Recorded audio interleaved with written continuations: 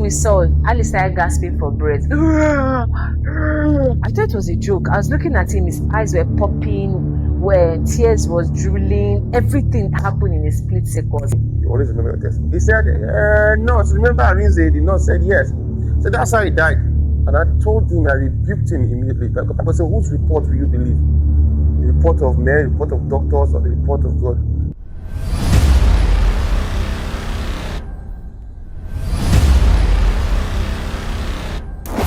Hello people. Welcome to your favorite channel, Sunday Specials with the Smek. I'm so happy to have you here today and to hear our beautiful testimony. Hello everyone, it's me again, Deborah from Wakina, the creative director behind the Debbiestar brand and also the Smek brand, and welcome to the Sunday Special with the Smeks.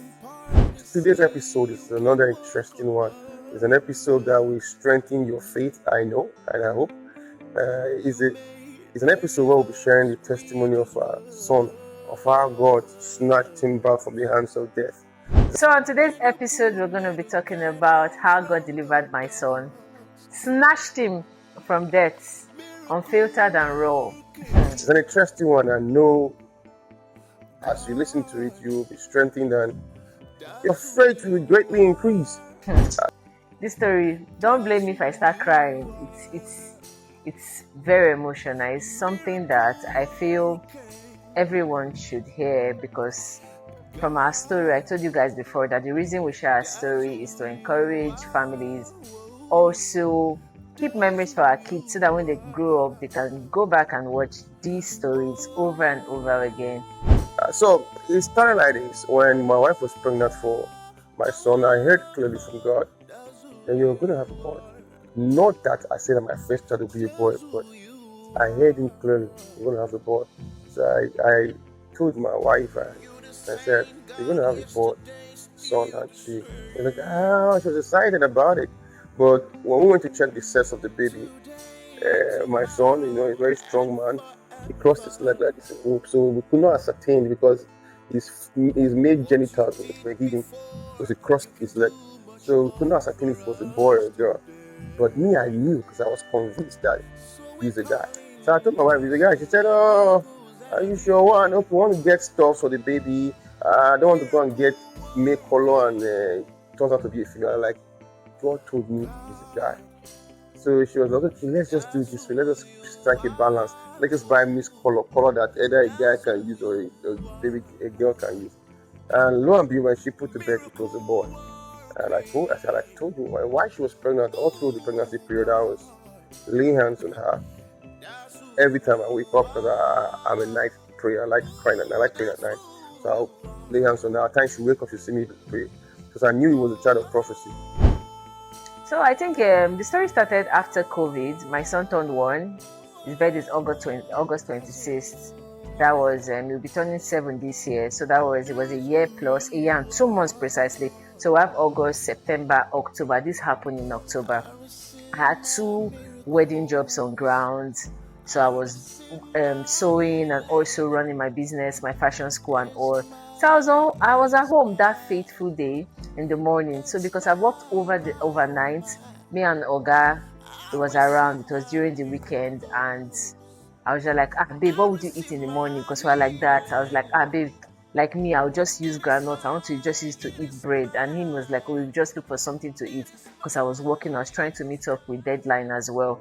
And Ali was very little. It was just a year and 2 months. He was running around. So I was the one eating the granuts, not someone else.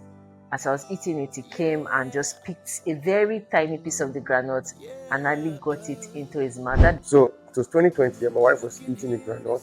I think I took some piece from it. Then my son, he was very, very, very active. You know him, he's very, very active. Before you say Jack, he will tell you rubbish. So he took a piece from it and he swallowed it before I could rush to get it from his hand. He already swallowed it. I was running, not knowing that the nut is a very sad part now, that the nut got stuck in his trachea or something. So he got the granite, put it into his mouth. So I was just looking at him. He had the granite in his mouth. So I turned and looked at my husband and I said, babe, Please hold Ali. He had granules in his mouth. He was running. As Ali was running, that's how the granules lodged into his chest. Hey! The next thing we saw, Ali started gasping for breath. I thought it was a joke. I was looking at him, his eyes were popping, where tears was drooling, everything happened in a split second. I just screamed. My Oga carried him on his hands. We got into our car, we rushed. We were using Capitol Hill then in Warri. That was one of the best hospitals in Warri. People that are in Warri, they will understand. So we took him there. So we entered, they just rang the emergency bell. Straight up, we went into emergency. Doctors were around him, hitting him. Oh my God. Right there, saw a son grasping for breath, struggling. My wife is an emotional person. So already crying everywhere. Me, I'm this kind of calm person. In situations, I don't shout. I just keep quiet. I watch.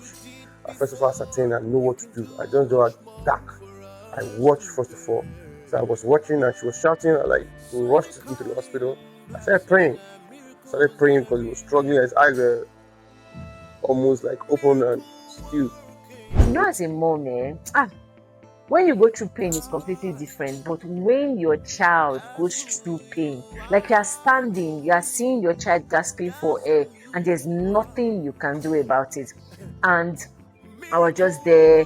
I was crazy. I was just frantic, running up and down. They were hitting this boy. And my kids are light skinned. So imagine them trying to tap on his back. Because online now, because of this, I actually Googled all about what happened to him. And we'll get into that one. This is going to be a long video. So relax, grab your popcorn. I'm here to give you guys gist. So he started hitting on his back, turning him upside down, trying to hit on him. They sent us for X-ray. We got there. It was showing that there was something in his chest, right?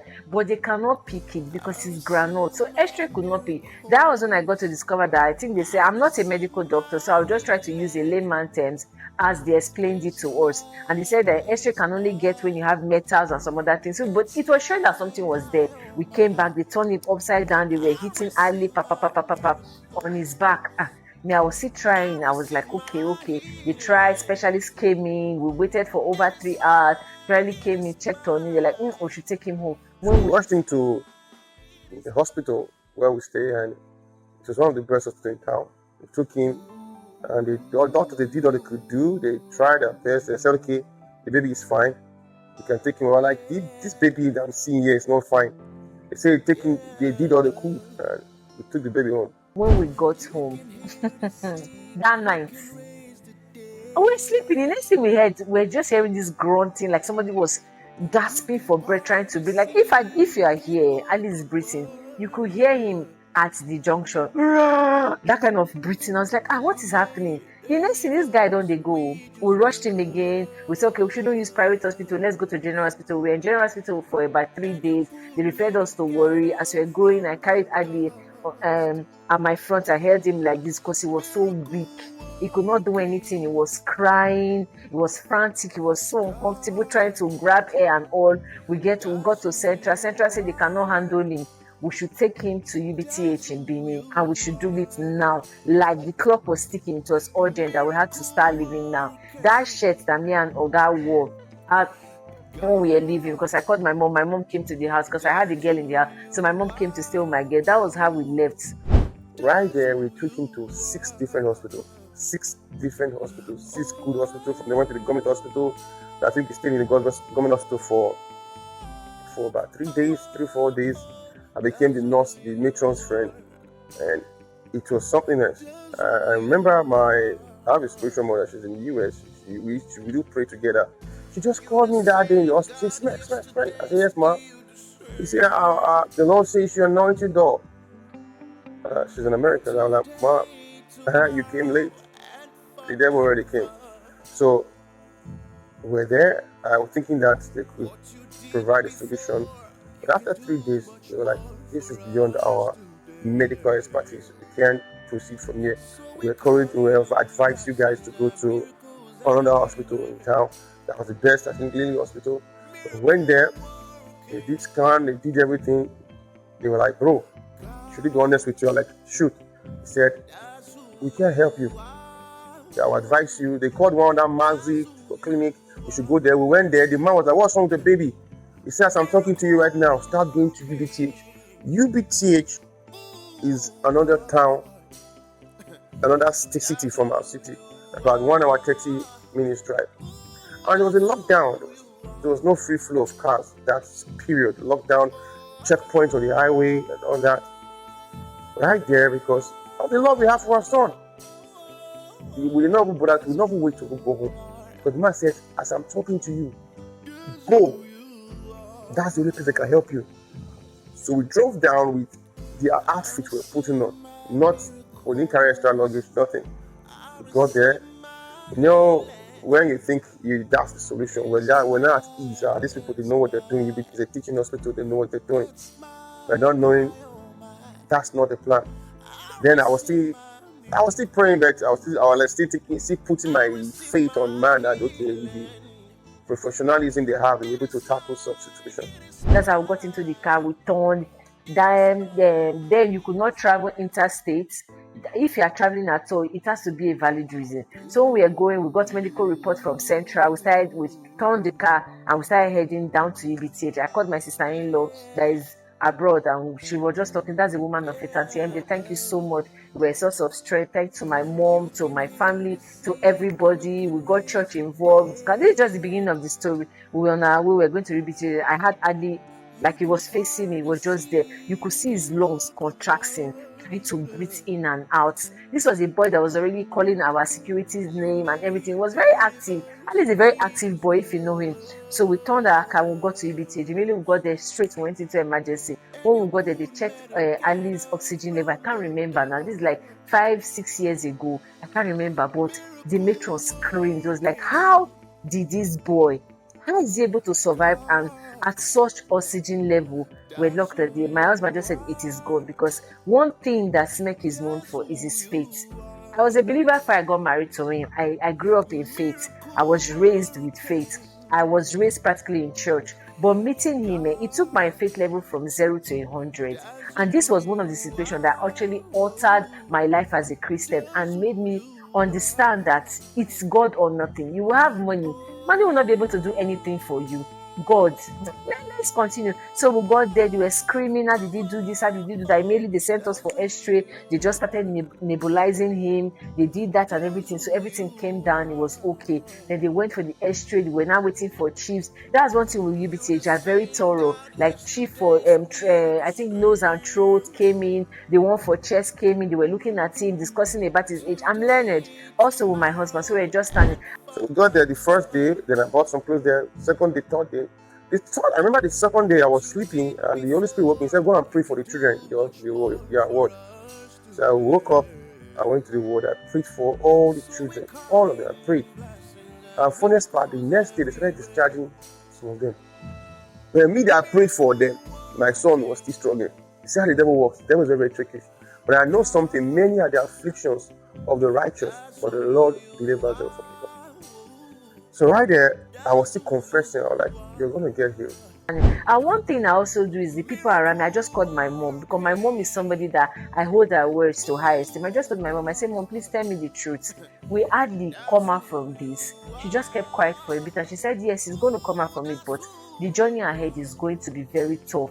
I just needed that word. I called another of my friend, Cheesy, and we were just talking. She was keeping me motivated. Another of my friend, Comfort, and all were just there. But one thing is, we did not really broadcast everything that was happening to us. Apart from church people, we didn't really get involved with third party. That's another thing. When you are going through something, you and your partner's faith need to align. If there's any form of doubt, devil will always look for a loophole to try to come into your life. So we are there. They started treatment on Ali and all. There was a particular day Ali started again, and he started throwing up. People from E&T came and they said they want to bust my son's throat. I said, don't touch his throat. Oh, the dad was like, no, that you should leave him, he'll be fine.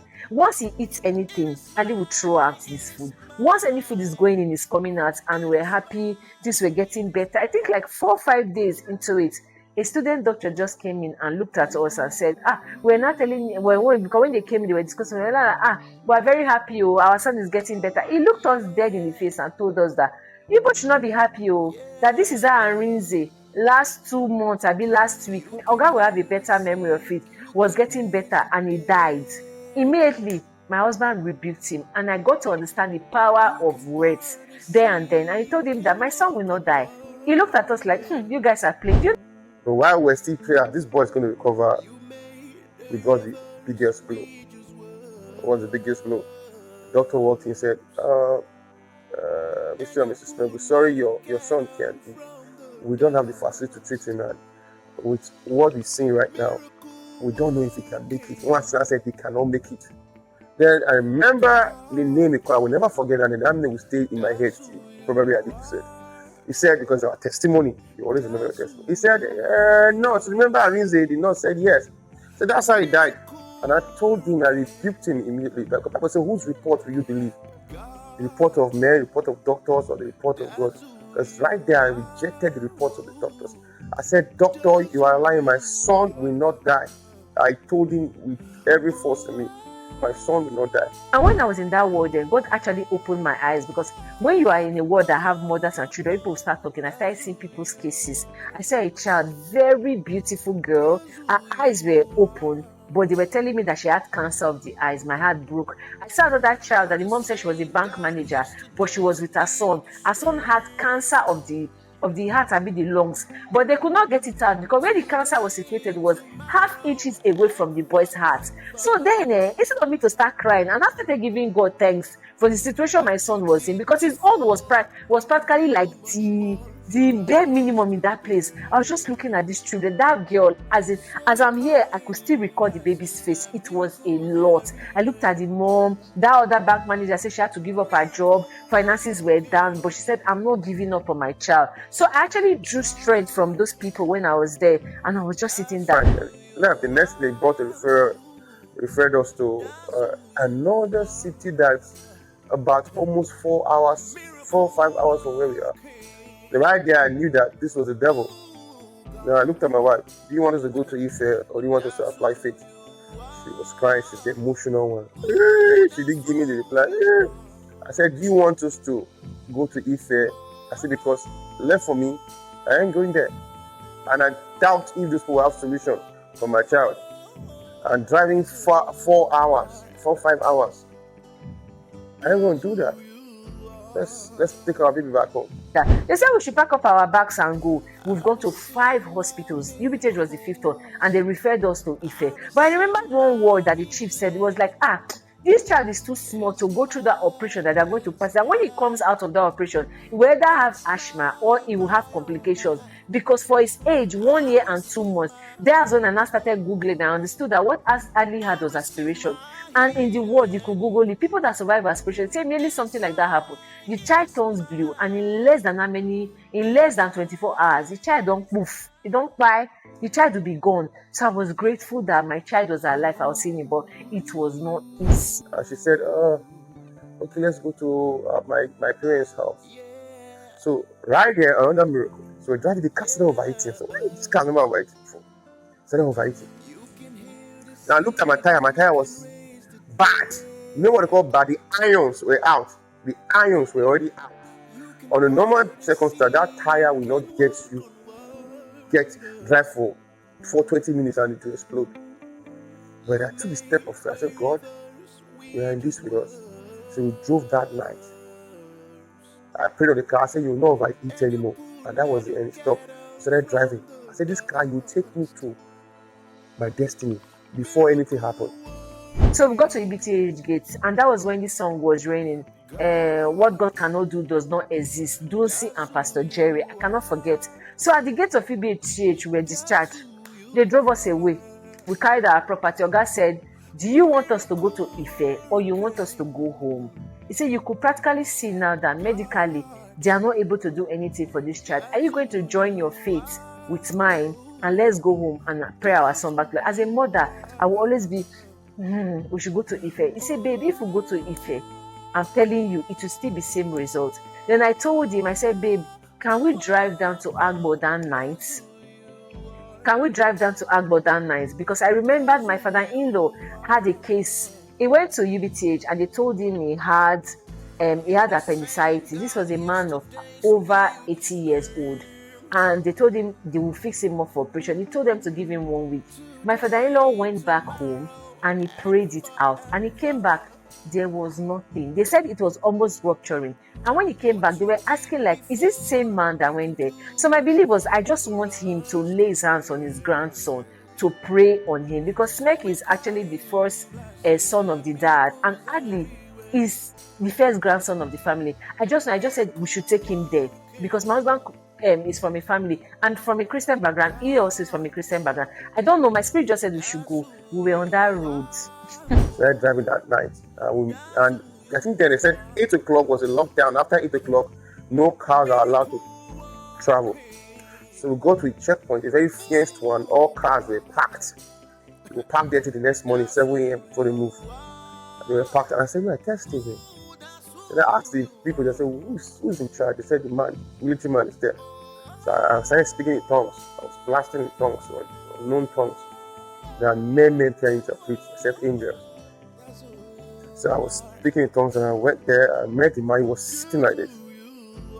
I said, "Excuse me, sir, if you still answer me." "Excuse me, sir."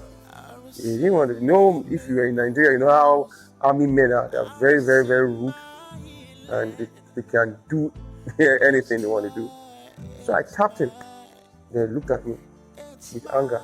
And I said, "Please, I want to pass." He was imagining what kind of boldness. I said, "I want to pass."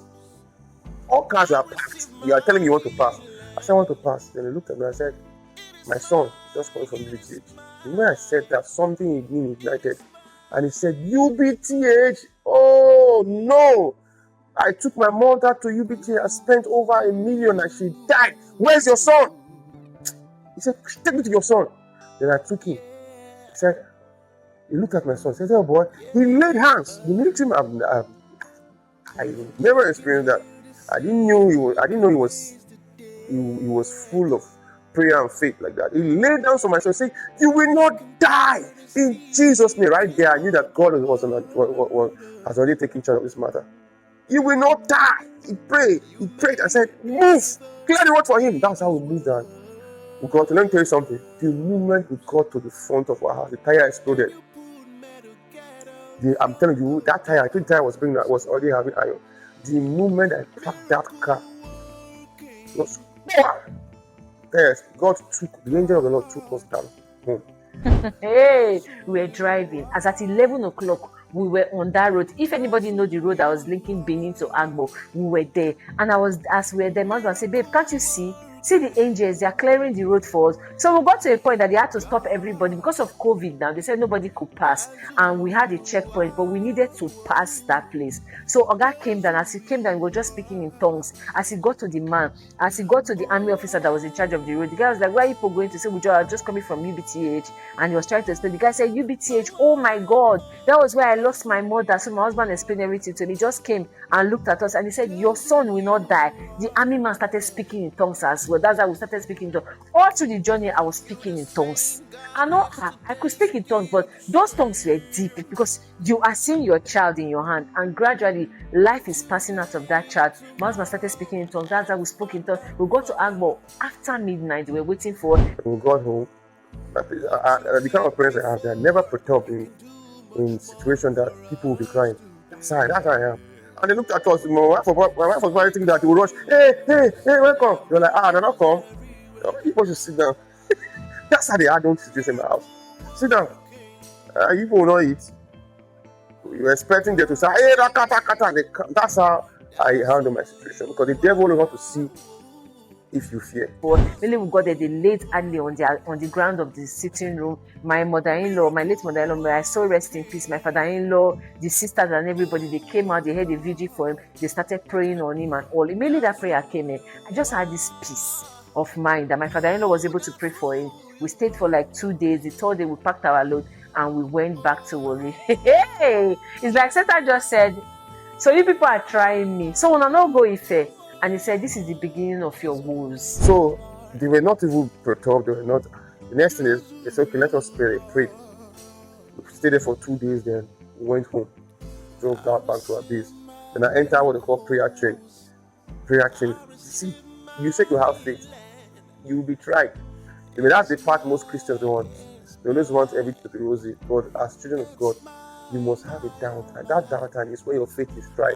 If you claim you really love God, if you claim you really believe, you trust God, you will be tried. So you must be tried. Job was tried. What about Job's story? Even in the midst of his trial, the Bible says he was still praying for his friend. Can you imagine that? A man that lost everything. He lost his wife, he lost his children. The only one that was ready told him to curse God and die. He lost everything. That story, I think Job 42:10 or so. I love that part of the scripture. The friends that came to see him, they were afar, they were crying. They were like, look at what has become of Job. They were crying profusely. Oh, Job. Oh, Job. Bible said Job was the richest man in the Middle East. The richest man. And they were crying. Look at Job. But Job, in that same state, he was praying for his friend. And the Bible said after that, God restored him. So your faith will be tried. Hey God, when we got home, it was like everything went down to zero. Like all the treatment they give to him was not working. And funny enough, when I was going through all these things, I never posted one day on my status. I was still posting, acting normal, because one word we told ourselves that my mom would say, you do not allow Satan see your tears. The minute you start agreeing that he has defeated you, that is when your problem has started. And do not allow fear come overwhelm you. I was like, okay, I would post normally. I had 2 weddings, I told you. I was calling my girls, they were keeping up. So when I came back, they had to move all the jobs into the house. So I'll be sewing. Once it's 2 a.m., I will have these goose pimples all over my body. Earlier I started now. He will cough and cough and cough and cough. The day my girls came from the shop to seal my son at home, there was one of my girls that Ali was close to. Her name is Laifa. She will watch this video. Lai started crying. It was like, Auntie Debbie, is this what you are going to say? You are strong. So when people post me a lot and say she's a strong woman, they have encountered me. I was doing the job. By 2 o'clock, we will hold Adley. Adley will vomit and everything. I will not say a damn word. Or God will carry Adley. One word that my husband kept saying was, God, you will not give me a blessing. And the world will start asking me, where is my blessing? He said, I've served this so much. That's when I knew that you could talk to God one-on-one, like he's your dad. My husband was reminding him of all his years of service, everything he has done in the altar. I was recalling, he was calling. He would hold that in his hand. I would start playing that song. He was speaking in tongues, blasting in tongues, everything from 2 a.m. to 6 o'clock. So I started what they call pre-action. Every 2 hours I'll pray 30 minutes. 2 hours I'll pray 30 minutes. 2 hours I'll pray 30 minutes. Once it's 2 hours, I'll pick him up. I will hold him. I'll be praying 30 minutes. So we kept on trusting God and believing God. We would not sleep. All our body. I turned into queen of vomiting. There was nothing we could not get. Humidified that. They will go to a hospital. Half of my house, I'm not exaggerating. People that know, we know this story. Half of my house was like a chemist. There was not any antibiotics. Then at TBTH, I remember they had given Adley almost 65 injections. So there was a time they wanted to fix drip on him. There was no, like, his veins, they could not find it. They said they wanted to shave his head to put it there. The dad said, please allow my son rest. This boy has gone through so much. So we're at home, we were battling, praying and praying. Then I had to overcome that fear of that 2 a.m. Because once it's 2 a.m., my mind is just like, it's about to start. The anxiety will kick in, and I'll just be looking at him, and immediately it will start. My husband said, you have to kill it. Kill that fear right now. I worked on it. So my mom came one day and she was looking at my son. My mom was praying. Everybody I knew around me was praying for this boy. They were praying for Ali. It became like a skeleton. It was like this. Ali that was very chubby. People that Ali fat, like when you see, my brother used to say this boy look like somebody that used to fight wrestling, because my kids, they eat a lot. So it was really round. It became like this. When you are looking at him, you could see his bones, the formation of his bone. It became so dry and lean. He now had big heads and very tiny body. My mom was like, let my son be okay for me. My mom came that day. She looked at him. She carried the honey, prayed on it and blessed it. Told me and my husband to go, and she heard her grandson. She started speaking in tongues. Immediately she finished, she dropped Adley on the ground and he started vomiting. Hey! Me, I was like, mommy, my mom said, leave him. I was like, God, I beg you. Make this boy not come vomiting and lungs come out. That's why he was vomiting and vomiting and vomiting. Immediately it was done. He crawled to one side. Me, I was not cleaning up and vomited. That was the end. When he woke up, he just said he was hungry. And that was how everything went off. I was so happy. I was like, Ali's now okay. Before you know it, everything started going like that. Before you know it, in few months' time, he was normal, and God brought him back.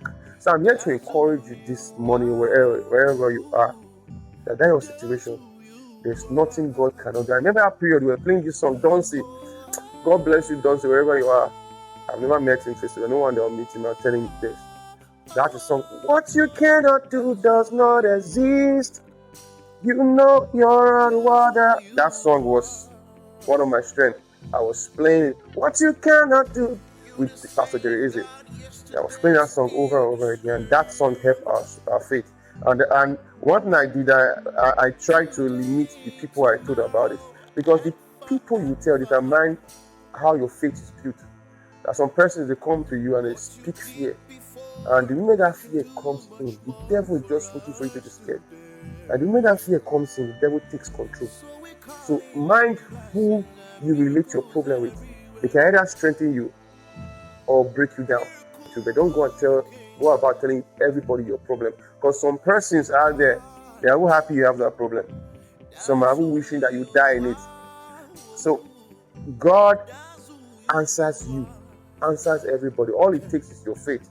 So we applied faith, and before we could say Jack, our son, if you see him now, people say, your son is too strong. I say, leave him, because you don't know where he's coming from.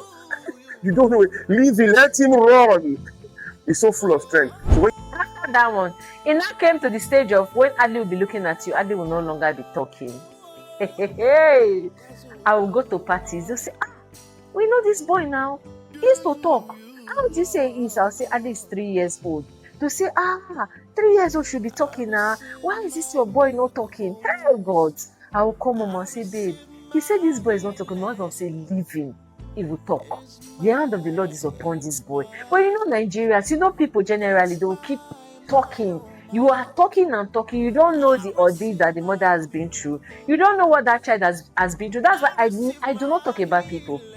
I do not body shame people. I do not talk about people. If you used to be slim before, you are not very big. It's none of my business.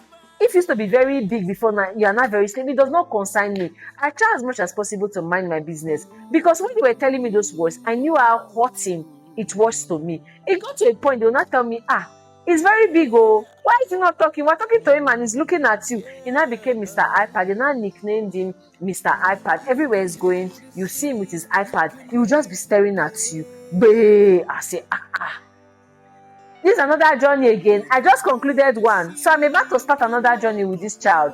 Because of that shock, that trauma, he was having difficulty to talk.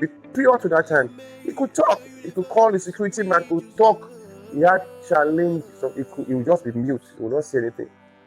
Then my wife would call me, hey, he's not talking. Hey, let's go to therapy. We went to therapy. And they said, okay, we're going to school. I told my wife, therapy. You really believe therapy will make this boy. This boy will talk. God has told me everything about him is perfect. Look at him, he won spelling bee competition. I was looking at him. So I looked for a school in Warri. A school that I knew that the person is not just interested in just our money.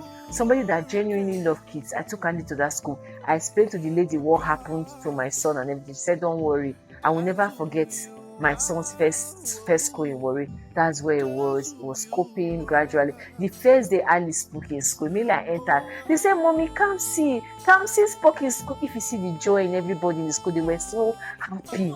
I was happy with my son and all. So it took Ali 4 years plus for him to start talking. Anointing oil finished in Ali's body. Anointing oil. My husband, I'll go and meet him. I'll say, baby, he's not talking. He will look at me. You see, Smek is a man of faith. He will tell me, why are you shaking? Stop comparing your child to anybody's child. His name is Adli. Kamsirochuku. Ali means God is just, God is faithful. He said, leave him alone. He will talk at his own time. I was like, okay. But you know, mother again, I turned into my child special therapist. At night, I will take out 1 hour or 2 hours. I will lay him on the bed. I will hold him close to me. Before the sister came in, I will start teaching him words. Adli, say this. Adli, what's your name? That's how I started teaching him. Gradually started picking up. So then if you see Ali running around, the dad will say, leave him alone, let him run around. Because there was a time in his life that he could barely do anything. He was not running, he was not doing anything. He would just be staring at you, watching cartoons. But today, you see him in our videos. dancing. So this is part of the story why we chose to actually share our story. So as time is going, we'll keep unveiling our stories. We'll keep telling people why we decided to do this Sunday special, and also share to the world what we've encountered in our years of marriage and relationship. So God is still in the business of answering people with faith. I don't know why we did it. We decided to do this episode so that we can encourage people, because we know so much that many people out there that are faced with a terrible situation that requires someone to encourage and strengthen their faith. That's why this episode is here. It is for you. So believe God. Believe God. Said, many of the afflictions of the righteous, but the Lord delivered them from the loss. He will deliver you. All it takes is your faith. My takeout and my final talk concerning this story is that there's nothing God cannot do if you trust in Him. Ali can talk. Ali can do everything that His mates are doing. God restored the life of my son, and I'm grateful. I'm so happy. God gave us a blessing. He said His blessing maketh peace and added no sorrow. And that became evident in the life of my child. So until next time, guys, bye. So keep praying. I'm praying for you. If you don't even know, call me. Let me know. Drop a message. Then we'll join you in prayers, and we see things change right in front of our eyes and that of the enemy. So that'll be all for this episode, and I hope this episode blessed you. Drop your comments, like, share, and subscribe. We have so many stories to tell, so many stories of faith to share with you all. A lot. God has been good to us, and I know He's been good to you too. Count your blessings. You will see what God has done. So until next episodes, I say bye-bye. Love you all. Thank you.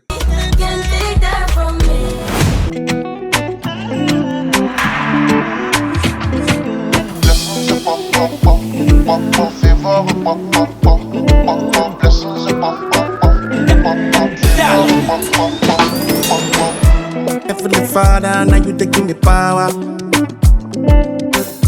You know the tired to give me my desire. You they always understand. Devil me, I know they send. Everything I do is blessed. Blessings so yeah. Your blessings on my family. On my family. Your grace is just to cover me. Just to cover me. Your blessings on my family. On my family. Your grace is just to cover me. Allah, your blessings make me wonder. Imela, oh gaga. Imela, it's a very good God, I'ma sing loud about it. Imela, oh gaga.